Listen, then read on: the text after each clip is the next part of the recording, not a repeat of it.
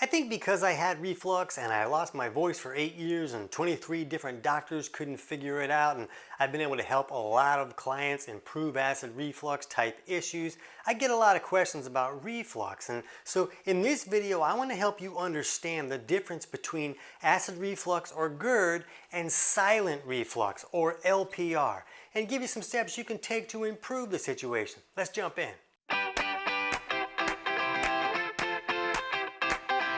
TC Hale is not a doctor and does not claim to be a doctor or licensed in any type of medical field. Don't be an idiot and use anything heard on the show as medical advice. This information should be used for educational purposes only, and you should contact your doctor for any medical advice. Now get off me. So keep in mind that I'm not a doctor, I'm not giving anybody medical advice here, but since I worked through 23 different doctors that weren't able to give me any answers, I wanted to share some studies with you to help you get some insights into what may be going on here. And I'll put links to those studies in the description below this video so you can dig deeper into these topics if you want to. And with all the videos that I've done on acid reflux, even though I had LPR or laryngopharyngeal reflux, if you really want to be fancy about it, I realized I've never done a video that was really on this topic. And I've just been getting a lot of comments from people lately that when they're watching other videos, they're always like, oh, well, that's great, but I have LPR, so that's not really going to help me. My reflux has fancier because it has a longer name, so that's really not going to work for me. So just understand, just because we have LPR, it doesn't mean that we're more fancy. It's really the same situation going on, and in most cases, the same types of problems are creating the issue. It's just the way that the person experiences that problem that makes it a little bit different. So when we're looking at LPR, and I don't feel like saying silent reflux like some people say it, I'm just going to say LPR because that's what the cool kids say. And when we're looking at that, a lot of the symptoms that someone's going to experience are like hoarseness or chronic cough. You know, somebody's coughing but they're not really sick and they don't understand what's going on. And it's just because this acid is coming up here on our vocal cords that are very delicate, and the body's just trying to do what it can to get it off of there. That's why you'll always hear people saying, oh, I feel like I have a lump in my throat, or I'm like 7,425 times a day. And that's just the body trying to do what it can to protect these delicate tissues. And a lot of people will experience low to little heartburn. They don't really feel it here like you would in reflux. Most people are having heartburn here in their chest when they're having that reflux issue. And a lot of people that have LPR don't really feel that, and they have the trouble up here. So when we're talking about the different considerations that we need to look at when we're looking at LPR, I'm not going to dig real deep into all these topics, but I will put links in the description below this video that go deep into all of these topics so you can understand these further, but I don't want this to be a 3-hour video, so we'll just kind of rip through them so you understand what has the ability to create this trouble. And when we're looking at any type of reflux issue, we first need to look at this LES, or the lower esophageal sphincter, which is kind of like a little valve here at the bottom of the esophagus where it connects with the stomach.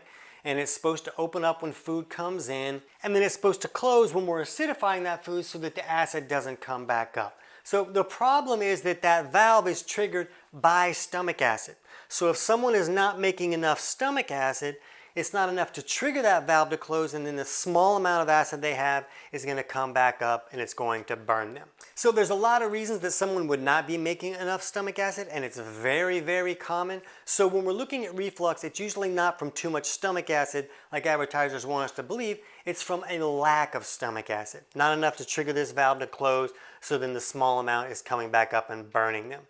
And a lot of people will say, oh, well, I have LPR, so it's this upper esophageal sphincter that isn't really working right. And I just don't buy into that. This esophagus is not made to withstand acid. The stomach is made to hold that acid, but the esophagus is not. So there's not an issue where acid would be coming back up here, but this little sphincter up here is supposed to keep it from coming back up and damaging the larynx and the vocal cords and all that good stuff. It's just there's a problem down here is usually the case, and it's coming back up. So what we kind of want to think about is we need to understand Barrett's esophagus. And I'm not saying that anybody that has LPR has Barrett's. That's certainly not what I'm talking about. But when we look on the Mayo Clinic website, they say for Barrett's, Barrett's esophagus is a condition in which the flat pink lining of the swallowing tube that connects the mouth to the stomach, the esophagus, becomes damaged by acid reflux, which causes the lining to thicken and become red.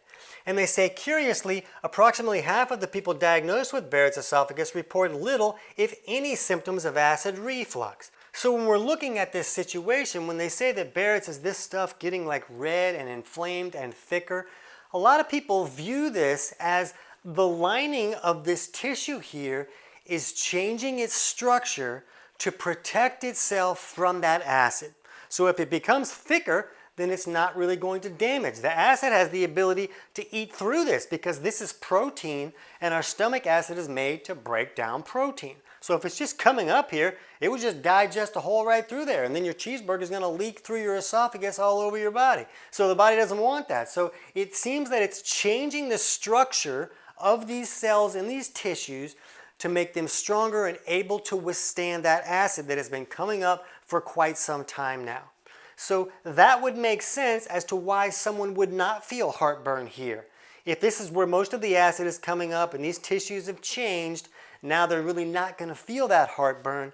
But when it comes up here, now you're really going to feel that. Now that's going to create either inflammation to your vocal cords, or there's going to feel like that lump is there, and the body's going to do what it can to get that off of there. Does that make sense? So even if a person doesn't have Barrett's, it appears that it's possible that this could just be the beginning of those structures changing a little bit to protect those tissues, and that's why the person doesn't feel as much heartburn. So the next question we want to ask is, why is the acid coming way up here? A lot of people that have heartburn just feel it here. Why, when we have LPR, is it coming way up here?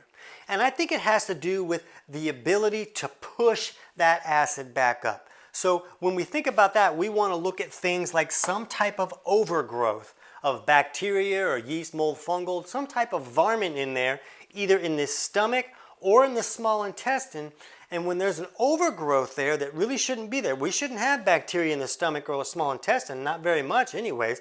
Most of our bacteria should be in this large intestine. That's where we have our good gut flora or our microbiome that really helps us digest food and has a lot of other good functions for us. So when there's bacteria in the stomach or the small intestine, they create a lot of excess gases, and those gases can create pressure that then pushes things back up and forces them back up. Some people will have pressure going out, they'll feel a lot more bloated. Some people will have a lot more gas, and some people the pressure goes up and they get a lot more reflux. So when we look at these studies here on the role of H. pylori and laryngopharyngeal reflux, a systemic review, they say that we determined that the prevalence of H. pylori among patients with LPR was 43.9%. So that's a pretty high number.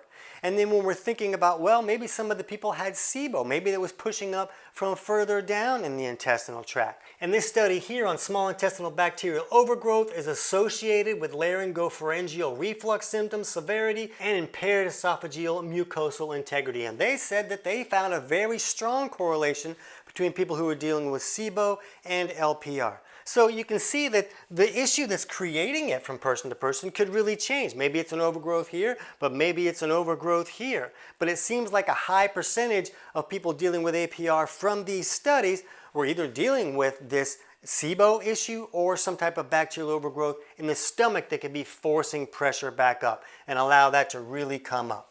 And I had both of those situations going on. And it's pretty common when somebody has an overgrowth in the stomach or the small intestine that there's going to be issues in both areas. And another thing that we want to think about and we hear about is people saying that with LPR there can be some autonomic nervous system functions, and this is kind of a system that runs a lot of the show behind the curtains. And there's a parasympathetic rest and digest side and a sympathetic fight or flight side. And this study here on dysfunction of the autonomic nervous system and gastroesophageal reflux disease, they say that they saw dysfunctions either moving too far on that sympathetic side or the parasympathetic side, which can be a little bit interesting because if somebody is stuck in that sympathetic fight or flight state, it can restrict the body's ability to produce that HCl. That's one common reason why somebody might not be making enough HCl. And then without enough HCl, the small amount of HCl is going to come back up and burn the person. And we also see people, when the body can't digest the food correctly, it will sometimes try to push itself as far into that parasympathetic state as it can to boost digestion any way that it can. So it makes sense that we see this malfunction in the autonomic nervous system when we're looking at these reflux type issues. So now we're looking at what steps to take, and you can see that I can't just give you do these steps when you have LPR, because the underlying cause for you could be different from person to person. Some people have a hiatal hernia where this stomach is kind of pulled up through the diaphragm a little bit, and now that LES valve is kind of jacked up and it can't close correctly. So they may be making enough acid, but there's a problem there, a hernia that's restricting it from functioning correctly. So we'll put a link in the description below for our video on how to fix a hiatal hernia, and you might need to look into that to see if that's an issue for you.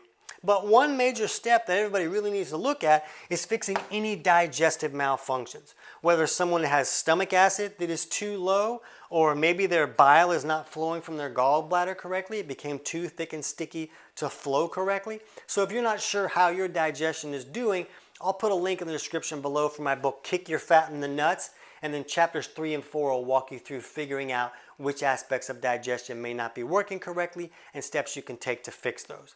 And the book is available on Amazon, but that link in the description below will get you the whole thing totally for free. So that's very important. You can't skip that. If stomach acid is low, any other step you take is just you putting a Band-Aid on the situation.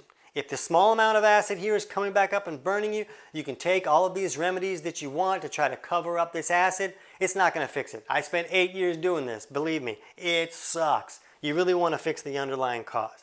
If there's an overgrowth there that's creating all those gases and pushing the pressure back up, you really got to reduce that overgrowth. There's a lot of steps you can take to reduce that naturally, and we'll put links in the description below so you can dig into that one.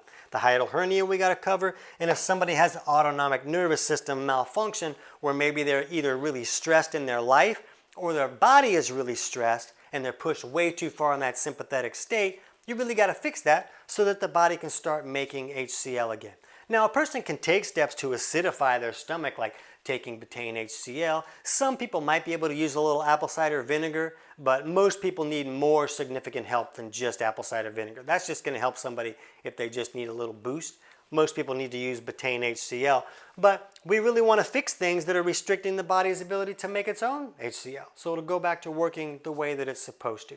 And those chapters in my book will walk you through how to figure out all that stuff for yourself, because it might be different things for you than it might be from your friend. So I hope that helps it make sense a little bit, why you might experience your reflux different, why trouble might be up here instead of down here, and some steps you can take to figure out what's the underlying cause for you and the best steps that are going to be for you. And if you're not somebody that likes to read, we'll put a link in the description below for our video on full digestive reset that helps walk you through those situations to fix those digestive malfunctions as well. But since it's really common for some type of overgrowth here to be creating this trouble, because not only do they create those gases and pressure that push things back up, but a lot of times the waste from an overgrowth can be alkaline, and that's alkalizing the stomach even more and neutralizing the small amount of acids that you're making. So it can be really important to wipe those out. So if you feel like that might be a problem for you, you can jump over right now and check out our video on how to wipe out bad bacteria in the stomach. I can't wait to hear about your results.